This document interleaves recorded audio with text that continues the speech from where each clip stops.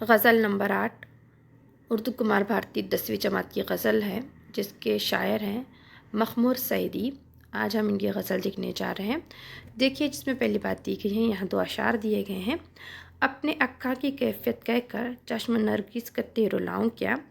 Number 2 ہے، اندھیری شام کے پردوں میں چھپ کر کیسے روتی ہے چشموں کی روانی۔ یہ دونوں اشعار آپ جماعت 9 میں پڑھ چکے ہیں۔ پہلا شعر سید غلام حسین چشتی، پیدائش سن 1718 میں اردو، اور دوسرا ناصر کاظمی، پیدائش سن 1925 کا ہے۔ دونوں شاعروں کے درمیان 2 صدیوں کا فاصلہ ہے۔ اس سے اندازہ لگایا جا سکتا ہے کہ وقت کے ساتھ اظہار کے انداز اور لفظوں کے انتخاب میں بھی تبدیلیاں واقع ہوتی ہیں۔ آج بھی نئی شاعری کا رنگ قدیم انداز سخن سے مختلف ہے۔ ذیل کی غزل میں بھیڑ میں اکیلا، دکھوں کی دنیا، نفرت کا وار اور خود سے مل کر جیسے فقرے نئی غزل کی نئی زبان میں شمار کیے جاتے ہیں۔ آج ہم جو غزل دیکھنے جا رہے ہیں وہ مخمور سعیدی کی غزل ہے۔ دیکھیے، یہاں پر ان کا تعارف دیا گیا ہے۔ مخمور سعیدی کا اصل نام محمد خان تھا۔ 31 دسمبر سن 1938 کو وہ ٹونک، راجستھان میں پیدا ہوئے۔ اردو میں ایم اے کیا۔ اردو اکیڈمی نئی دہلی کے اسسٹنٹ سیکریٹری کے عہدے پر فائز رہے۔ انہوں نے ماہنامہ تحریک، ایوان اردو اور امنگ جیسے رسالوں کی ادارت کے فرائض بھی انجام دیے۔ 2 مارچ سن 2010 کو ان کا انتقال ہوا۔ مخمور سعیدی کی غزلوں میں نئے دور کے انسانی مسائل اور دکھوں کا اظہار نئے انداز اور منفرد اسلوب میں ہوا ہے۔ ان کی غزل میں روایتی انداز کے ساتھ جدید لب و لہجہ بھی سنائی دیتا ہے۔ آواز کا جسم، واحد متکلم اور آتے جاتے لمحوں کی صدا ان کے شعری مجموعے ہیں۔ آئے دیکھتے ہیں ان کی غزل۔ بھیڑ میں ہے مگر اکیلا ہے، اس کا خط دوسروں سے اونچا ہے۔ اپنے اپنے دکھوں کی دنیا میں بھی تنہا ہوں، وہ بھی تنہا ہے۔ منزل غم کی طے نہیں ہوتی، راستہ ساتھ ساتھ چلتا ہے۔ ساتھ لے لو سپر محبت کی، اس کی نفرت کا وار سہنا ہے۔ تجھ سے ٹوٹا جو ایک تعلق تھا، اب تو سارے جہاں سے رشتہ ہے۔ خود سے مل کر بہت اداس تھا آج، وہ جو ہنس ہنس کے سب سے ملتا ہے۔ اس کی یادیں بھی ساتھ چھوڑ گئیں، ان دنوں دل بہت اکیلا ہے۔ غزل جو کہ آج ہم دیکھ رہے ہیں، شاعر مخمور سعیدی ہیں، جنہوں نے اپنی غزل میں پہلا شعر کہا ہے، بھیڑ میں ہے مگر اکیلا ہے، اس کا خط دوسروں سے اونچا ہے۔ دیکھیے، اس شعر میں شاعر کیا کہنا چاہتے ہیں کہ ہم تنہائی اور اکیلے پن کا احساس ہمیں تکلیف دیتا ہے۔ انسان جو کہ ایک سماجی جانور ہے، وہ معاشرے میں رہنا چاہتا ہے، وہ اپنے ہم جنسوں کے ساتھ مل جل کر رہنا چاہتا ہے، دوسروں کی گفتگو میں شریک ہونا چاہتا ہے، اپنی گفتگو میں دوسروں کو بھی شامل کرنا چاہتا ہے۔ لیکن بعض دفعہ ایسا ہوتا ہے کہ انسان اپنی خوبیوں اور صلاحیتوں کی بنا پر دولت، شہرت اور مقبولیت کی انتہائی بلندی پر پہنچتا ہے۔ ایسے وقت میں اس کا خط جو ہے دوسروں سے اونچا ہو جاتا ہے۔ لیکن بھیڑ میں جو کہ کیا ہوتی ہے، اس شخص کی شخصیت بھی نمایاں ہوتی ہے۔ اس کے ارد گرد ایک ستاروں کا ہجوم سا ہوتا ہے، اور اس ہجوم میں پھنس کر وہ اپنوں تک نہیں پہنچ پاتا، اور جب اس کے ساتھ اپنے ہی نہ ہوں تو وہ بھیڑ میں بھی اپنے آپ کو اکیلا محسوس اور تنہا محسوس کرتا ہے۔ اسی کیفیت کو شاعر نے اس شعر میں بیان کیا ہے۔ اگلا شعر دیا گیا ہے، اپنے اپنے دکھوں کی دنیا میں بھی تنہا ہوں، وہ بھی تنہا ہے۔ دیکھیے، اس شعر میں شاعر یہ کہنا چاہتا ہے کہ یہ غم فرقت ہے، جس سے 2 چاہنے والوں کے درمیان زمانے کی بندشوں کی ایک گہری کھائی ہوتی ہے، جسے عاشق و معشوق کے لیے مل پانا ناممکن ہوتا ہے۔ اسی لیے وہ دونوں اپنے اپنے دکھوں کی دنیا میں تصویر علم بنے بیٹھے ہوتے ہیں۔ نہ ان کا کوئی ہمدرد ہوتا ہے، نہ ان کا کوئی درد بانٹنے والا ہوتا ہے، اور نہ ہی کوئی چارہ گر ہوتا ہے جو ان کے زخموں پر مرہم لگائے، ان کے دکھوں کو دور کرے۔ شاعر کہتا ہے کہ اس کا محبوب اپنے دکھوں کی دنیا میں تنہا ہے۔ کاش کوئی ایسا ہوتا جس سے کہ وہ اپنے دل کی بھڑاس نکال سکے، یا جس کے سامنے وہ رو سکے، یا اپنے سینے کا بوجھ ہلکا کر سکے۔ لیکن اس کا اپنا حال بھی یہی ہے کہ وہ ایک تنہا ہے، اور اسے غم سنانے کے وہ اپنے روداد غم سنائے تو کسے سنائے، اپنے دل کی گاہ دکھائے تو بس کسے دکھائے۔ اسی لیے بس اسے گھٹ گھٹ کر جینا ہے، اور اس غم کا اور اس جدائی کا غم اسے سہنا ہے، اس جدائی غم کا زہر پینا ہے، اور یہی اس کا مقدر بن کر رہ گیا ہے۔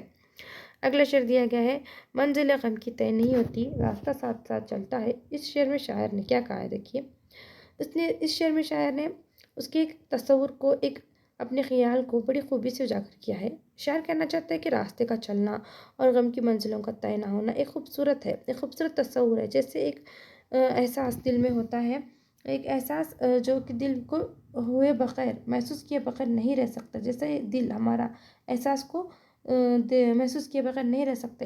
اسی طرح انسان اس وقت منزل طے کرتا ہے جب راستہ جس پر اس کا سفر جاری ہے اپنی جگہ تھما ہوا ہوتا ہے۔ اگر راستہ بھی اس کے ساتھ چلنے لگے تو معاملہ اپنی جگہ قدم تال کا ہوتا ہے، یعنی راستہ بھی وہی ہے اور راہی بھی وہی ہے۔ ایسے میں بلا غم کی منزلیں کیوں کرتے ہو سکتی ہیں؟ دراصل شاعر منزل غم کی طوالت کا اظہار کرنا چاہتا ہے کہ راستہ کاٹے نہیں کٹتا اور صدمہ اسے حلقان کیے دیتا ہے، یعنی اسے غم کھائے جا رہا ہے۔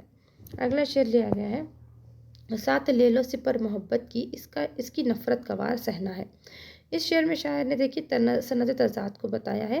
محبت اور نفرت یہ دونوں جذبات ایک دوسرے کی ضد ہیں۔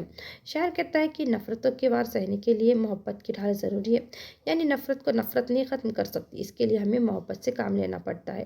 نفرت کو ختم کرنے کے لیے ہمیں محبت، اپنائیت، خلوص اور میٹھی کلامی یعنی شعری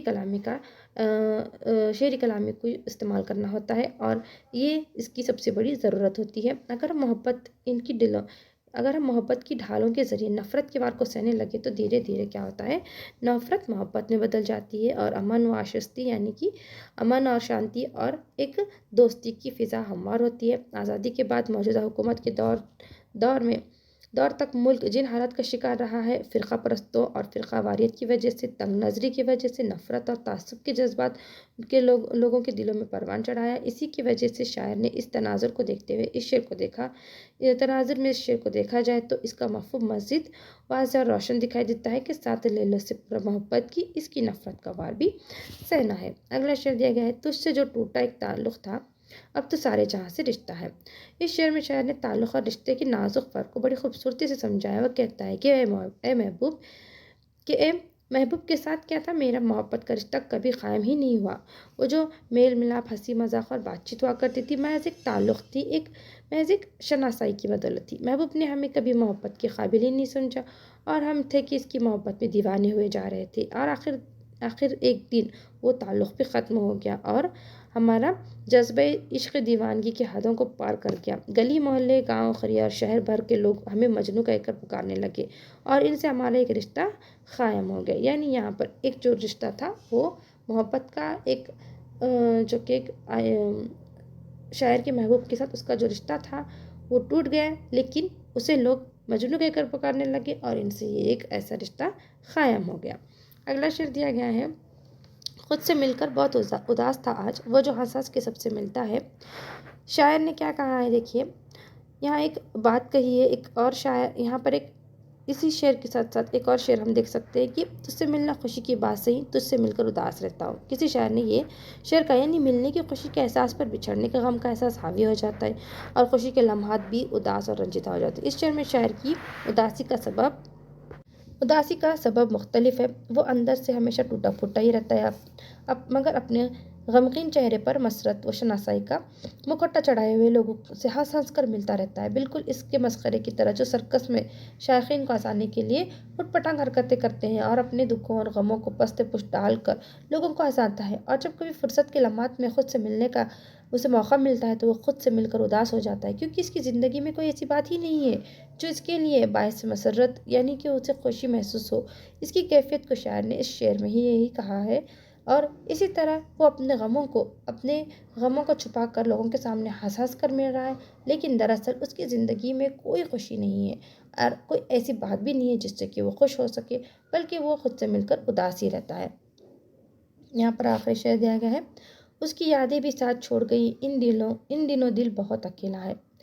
دل کا اکیلا پن ایک خوبصورت ترکیب اور عمدہ اسلوب بیان کی مثال ہے۔ شاعر کہتا ہے کہ کل تک دل ماضی کی یادوں کے ہجوم سے گھرا ہوا تھا، لیکن اس وقت اس پر کسی قسم کی گھبراہٹ نہیں تھی، کیونکہ وہ ان کی یادوں سے خود کو بہلائے رکھتا تھا۔ اب وہ یادیں ہی اس کے لیے زندگی کا سرمایہ تھی، یعنی اس کی زندگی تھی، اور اسے زندگی جینے کا اسے ایک بہانہ تھا۔ مگر جب اس کی یادوں نے بھی اس کا ساتھ چھوڑ دیا ہے تو اب شاعر کی زندگی میں ایک خالی پن آ چکا ہے اور دل بہت اکیلا ہو گیا ہے، اور شاعر دل کے اکیلے پن کی وجہ سے بہت ہی بے چین ہے، اضطراب میں اور بے چینی کا شکار ہوا ہے۔ تو دیکھیے آج ہم نے یہاں پر غزل نمبر 8 یہاں پر ہم نے مکمل ہوئی۔ ہم اپنے اگلے ویڈیو میں اس غزل کے سوال و جواب دیکھیں گے، اور ہم اپنے اگلے جو رباعیات ہیں اسے دیکھیں گے۔ ہمارے چینل کو سبسکرائب کریں، ویڈیو کو شیئر اور لائک کریں۔